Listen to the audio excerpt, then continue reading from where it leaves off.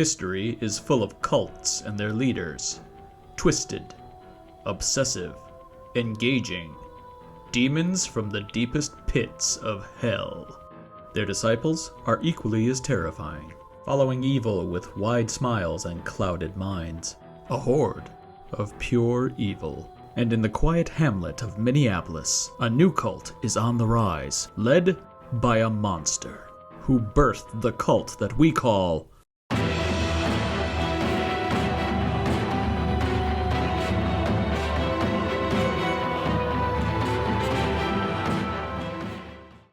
The Reverend Matthew Kessen is the founder of the so-called Temple of Mesozoic Idolatry.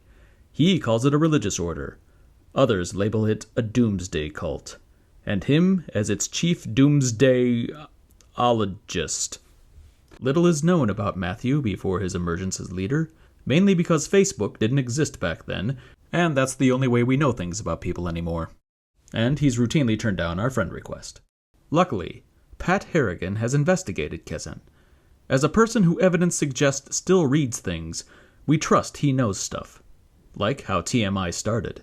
He founded the cult in 1993 and claims it was the result of a vision he experienced.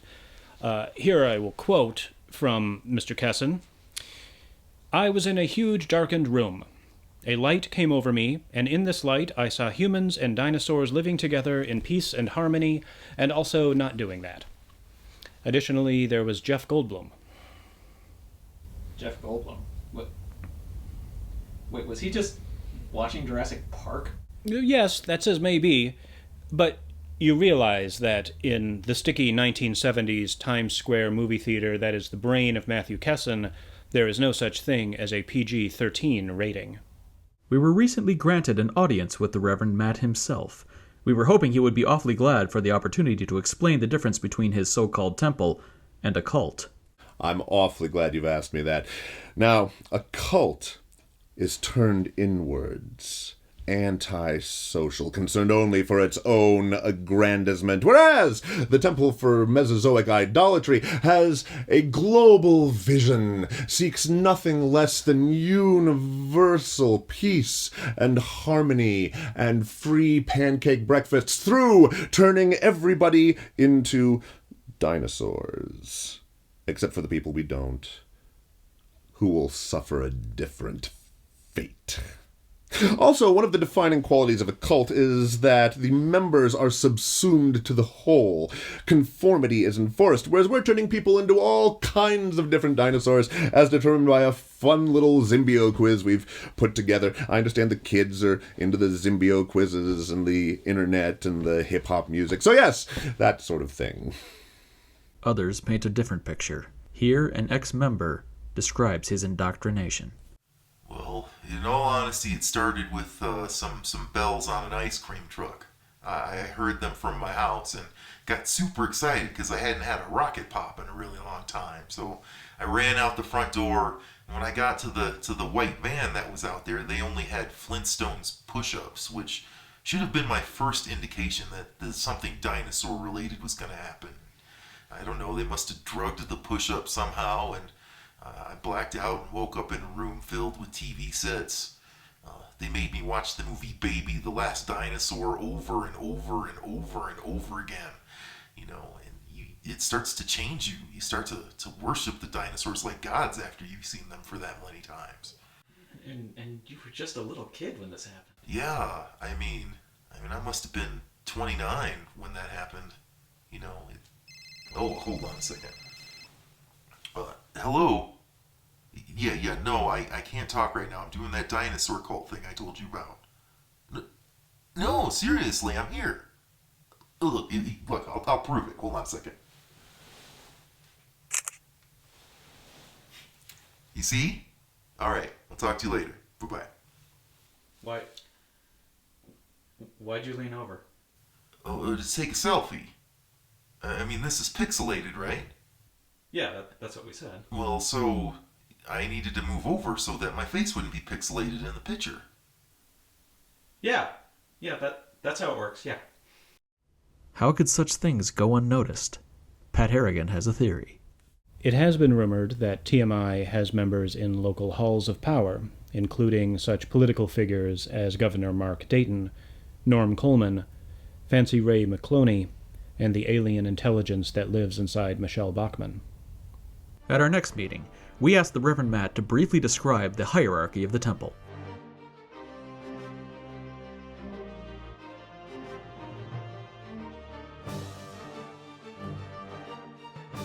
His definition of brief differed from ours. A lot. We decided to ask another ex-cult member for their description.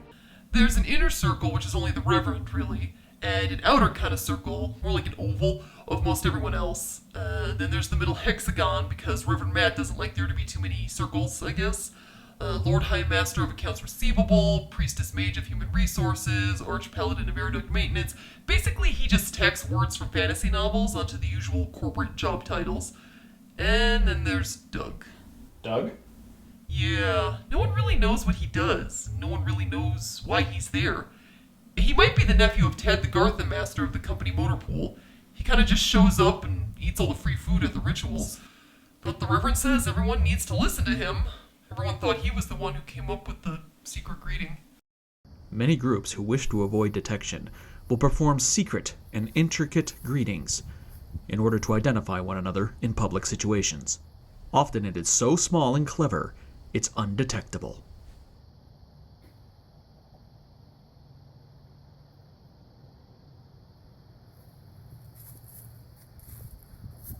I don't think J. Edgar Hoover would have had too much difficulty infiltrating this bunch. We were granted one final audience with the Reverend. We asked him to answer his critics directly. Reverend Matt, your critics have described you as being egomaniacal, controlling, even a megalomaniac. How do you answer these charges? These are malicious and baseless lies. I am a servant of the temple. But I have to mention that you are literally right now sitting in a chair made of people. I don't follow.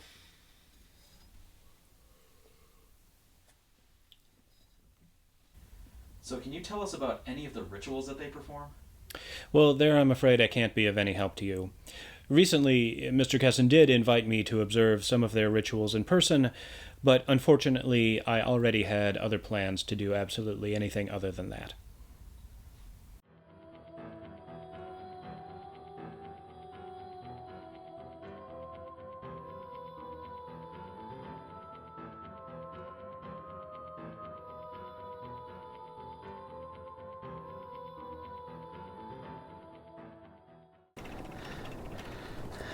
It's supposed to be around here somewhere. Wait, where was it? Is that it? Okay, right. Oh, maybe this isn't it.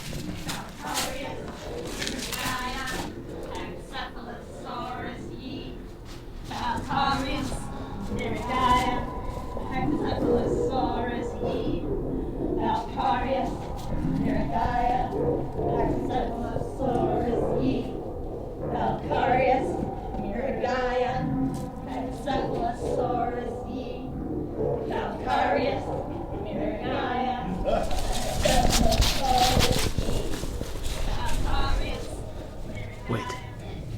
Ritual chips and salsa? I bet that's pretty good. Hi. I'm Doug.